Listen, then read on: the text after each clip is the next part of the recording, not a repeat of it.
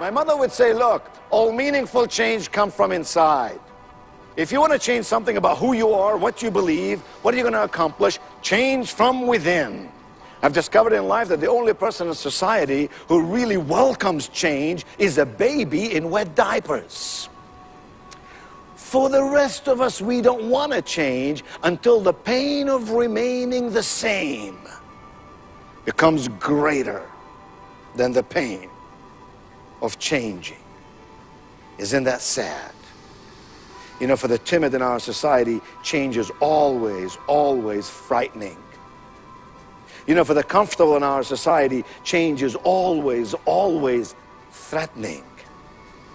But for the confident amongst us, change, my friend, change is opportunity. I know a little something about change. I came to America with no money, no English, and no connections. Let me tell you how I learned this language I'm using here today. I took a 3x5 card. I put 10 English words on this card today, and I memorized spelling and meaning of those 10 words. Tomorrow, I took a 3x5 card. I put 10 English words on this card. I memorized the spelling and meaning of those 10 words as I reviewed the 10 words from the day prior. Like Aristotle said, excellence is not an act. Oh no. Excellence is a habit. The next day, I took a 3x5 card. You're getting the idea.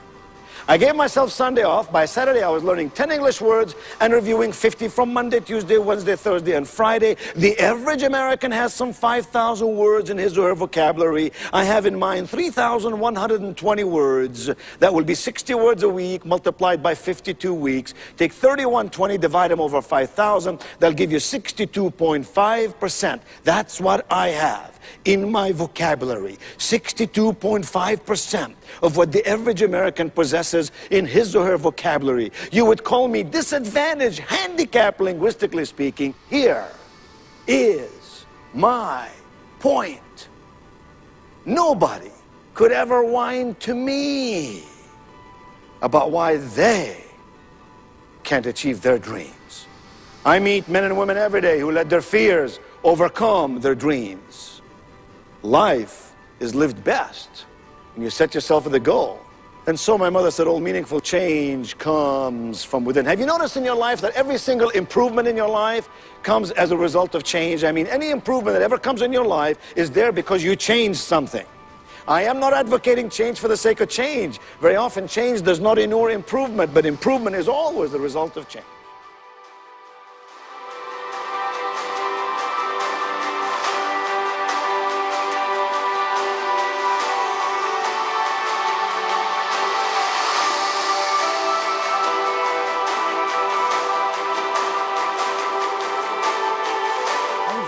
This morning of a question I'm often asked. How do you eliminate fear from your life? And you know, I don't think you ever do.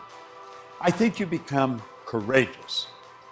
You see, courageous people are not people without fear. Courageous people are people that face the things they fear. There's no courage without fear. Whenever you go to do something that you've never done before, fear is going to step in.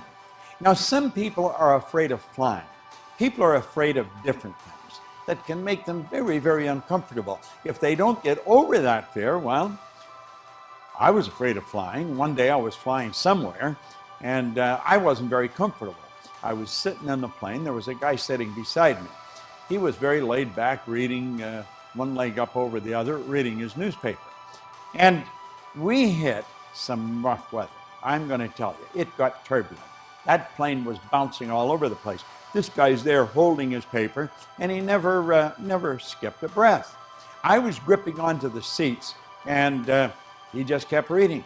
When the flight finally smoothed out, I looked over at him, and I hadn't even spoken to him up until that point, and I said, "Pardon me, how come you weren't scared back there?" He smiled, and he said, "Well," he said, "I fly these things. In fact, I train people to fly these things." I said, "You know, I can't understand why this plane doesn't fall right out of the sky. I mean, why it doesn't go straight down. He started to laugh and he said, you can fly a rock if you've got enough thrust behind it. When he said that, I could see myself throwing a rock, and the rock was flying. You never think of a rock flying when you throw it, but the rock was flying. As long as there's thrust, the rock will fly. Then I got to thinking there's millions of pounds of thrust in these big engines. And you know something? I've never been uncomfortable since. If we're afraid of something, it's because we don't understand it. Fear is caused by ignorance, the unknown. But when you understand it, you know, fear leaves. Go study the principle of flight.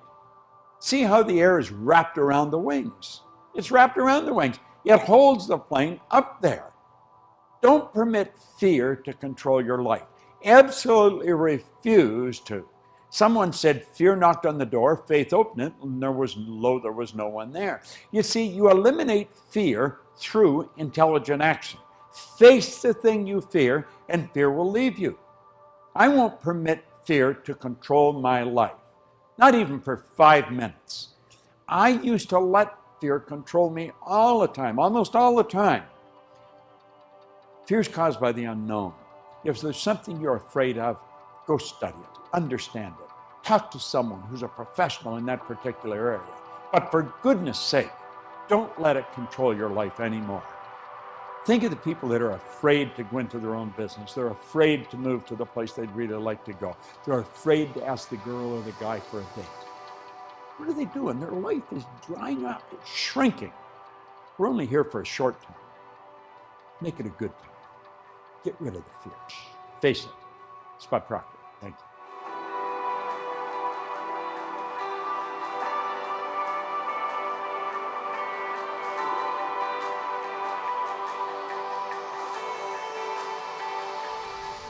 There seems to be a few determining factors for those who overcome. First of all, they've committed themselves, and commitment prepares you to meet obstacles and downfalls. Because if you've made a commitment to do something and disaster strikes or calamities take place or things don't go your way, you immediately start thinking, how do I solve the problem? If you have no commitment, your first thought is, how do I get out of this deal?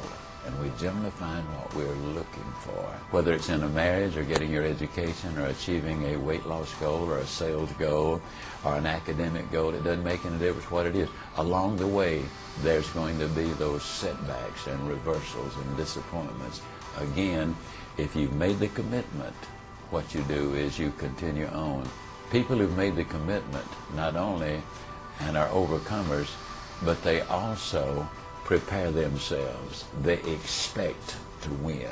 They prepare to win, and they take the necessary steps in order to get there. This commitment, combined with the persistence and the unshakable belief that eventually they will win, is what separates them. Interesting enough, most of them I found are very humble people. They recognize that they cannot do it themselves. They need help. And that's where faith plays such an incredibly important role in what we do. So when you start adding humility, commitment, persistence, and character. Character is the ability to carry out a good resolution long after the excitement of the moment has passed. Character is what takes them through. They hung in there. When it looked darkest, they never gave up. That's what overcomers do. They never give up. They keep after it.